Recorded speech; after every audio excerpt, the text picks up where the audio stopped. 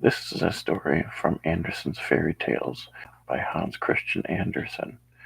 This tale is called The Emperor's New Clothes. Many years ago, there was an emperor who was so excessively fond of new clothes that he spent all his money in dress. He did not trouble himself in the least about his soldiers, nor did he care to go to either the theater or the chase, except for the opportunities then afforded him for displaying his new clothes. He had a different suit for each hour of the day, and as any other king or emperor, one is accustomed to say, he is sitting in council. It is always said to him, the emperor is sitting in his wardrobe. Time passed merrily in the large town which was his capital. Strangers arrived every day at the court. One day, two rogues, calling themselves weavers, made their appearance. They gave out what they knew how to weave, stuffs of the most beautiful colors and elaborate patterns, the clothes manufactured from which should have the wonderful property of remaining invisible to everyone who was unfit for the office he held, or who was extraordinarily simple in character. These must indeed be splendid clothes, thought the emperor. Had I such a suit, I might at once find out what men in my realms are unfit for their office, and also be able to distinguish the wise from the foolish. The stuff must be worn for me immediately. And he caused large sums of money to be given to both the weavers in order that they might begin their work directly. So the two pretended weavers set up two looms and affected to work very busily, though in reality they did nothing at all. They asked for the most delicate silk and the purest gold thread, put both into their knapsacks, and then continued their pretended work at the empty looms until late at night. I should like to know how the weavers are getting on with my cloth, said the emperor to himself, after some little time had elapsed. He was, however, rather embarrassed when he remembered that a simpleton, or one unfit for his office, would be unable to see the manufacture. To be sure, he thought, he had nothing to risk in his own person, but yet he would prefer sending somebody else to bring him intelligence about the weavers and their work before he troubled himself in the affair. All the people throughout the city had heard of the wonderful property the cloth was to possess, and all were anxious to learn how wise or how ignorant their neighbors might prove to be. I will send my faithful old minister to the weavers, said the emperor at last, after some deliberation. He will be best able to see how the cloth looks, for he is a man of sense, and no one can be more suitable for his office than he is. So the faithful old minister went into the hall, where the knaves were working with all their might at their empty looms. What can be the meaning of this? Thought the old man, opening his eyes very wide. I cannot discover the least bit of thread on the looms.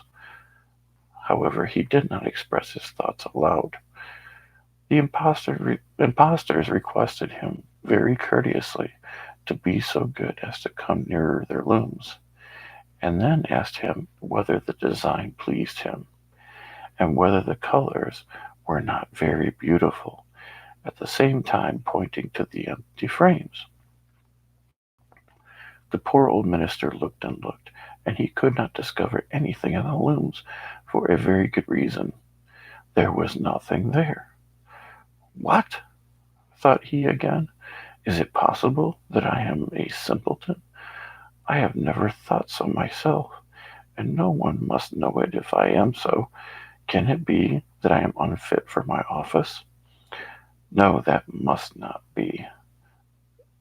I will never confess that I could not see the stuff.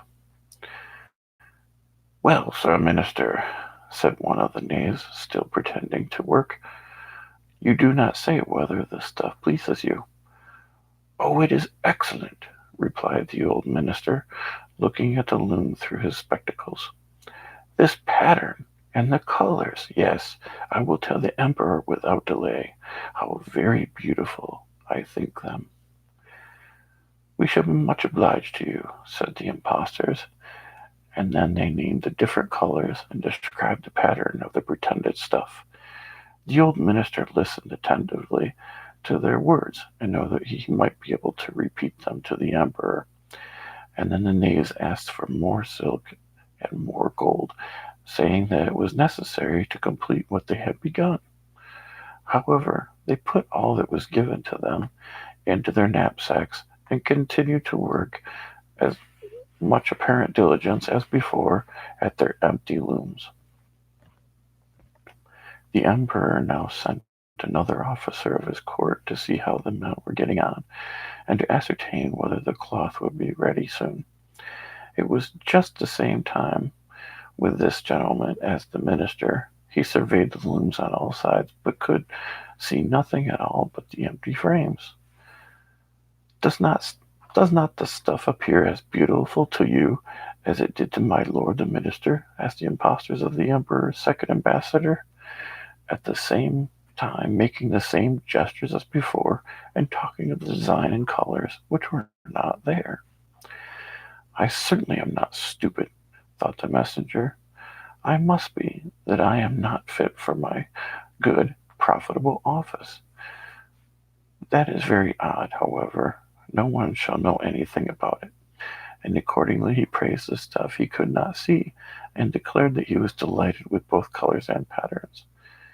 Indeed, please your imperial majesty, said he to his sovereign when he returned, the cloth which the weavers are preparing is extraordinarily magnificent. The whole city was talking of the splendid cloth which the emperor had ordered to be woven at his own expense. And now the emperor himself wished to see the costly manufacture while it was still in the loom. Accompanied by a select number of officers of the court, whom, among whom were the two honest men who had already admired the cloth, he went to the crafty impostors, who, as soon as they were aware of the emperor's approach, went on working more diligently than ever, although they still did not pass a single thread through the looms. Is not the work absolutely magnificent? Said the two officers of the crown already mentioned. If your majesty will only be pleased to look at it. What a splendid design! What glorious colors! And at the same time they pointed to the empty frames, for they imagined that everyone else could see this exquisite piece of workmanship. How is this? Said the emperor to himself. I can see nothing.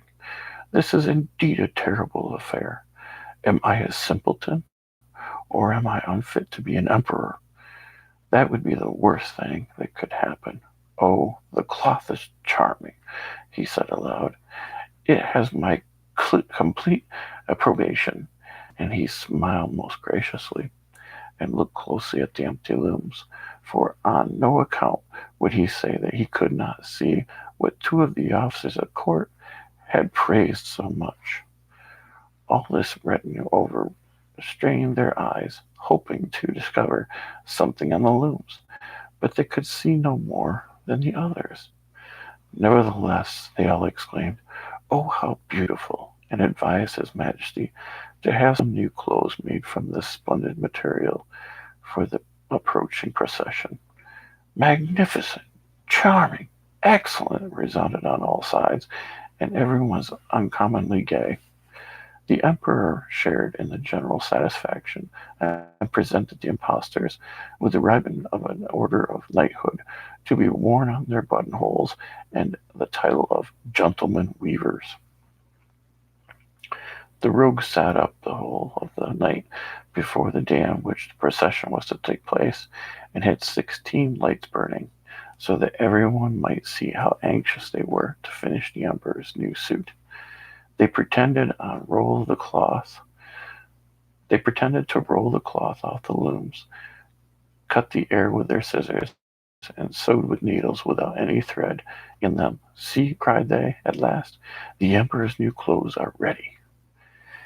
And now the emperor, with all the grandees of his court, came to the weavers, and the rogues raised their arms, as if in the act of holding something up, saying, "Here are your Majesty's trousers, here is the scarf, here is the mantle.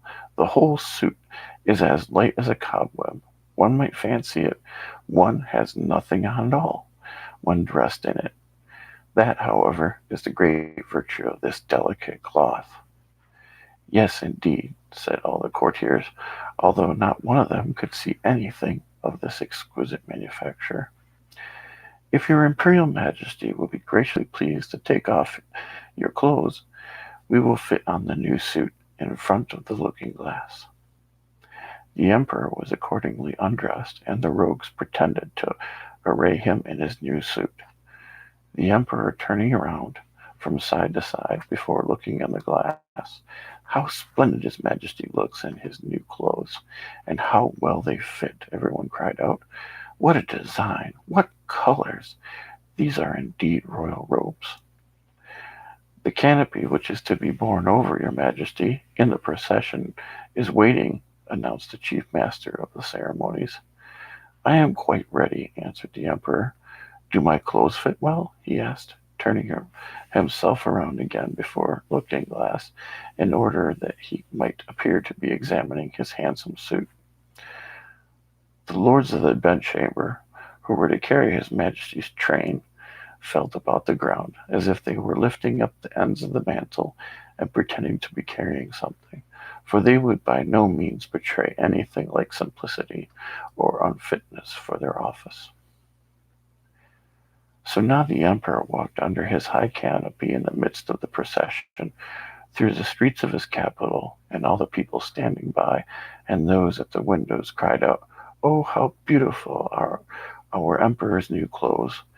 What a magnificent train there is to the mantle, and how gracefully the scarf hangs!" In short, no one would allow that he could not see these much admired clothes, because in doing so he would have declared himself either a simpleton or unfit for his office. Certainly none of the Emperor's various suits had ever made so great an impression as these invisible ones. "But the Emperor has nothing at all on," said a little child. "Listen to the voice of the innocents!" exclaimed his father, and what the child had said was whispered from one to another. "But he has nothing at all on," at last cried out the people. The Emperor was vexed, for he knew that the people were right, but he thought the procession must now go on, and the lords of the bedchamber took the greater pains than ever to appear holding up a train, although in reality there was no train to hold.